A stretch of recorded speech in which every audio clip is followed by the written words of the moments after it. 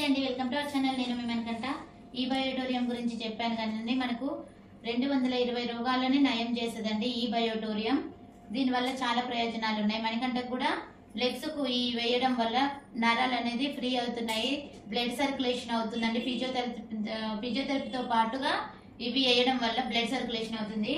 Water ఇవి తాగుతామండి. చూడండి, వేస్తాను. కావాలంటే నేను నెంబర్ ఇచ్చాను, చూడండి, నాకు కాల్ చేయండి. నేను మా సార్ వాళ్ళకు ఫోన్ చేసి చెప్తాను.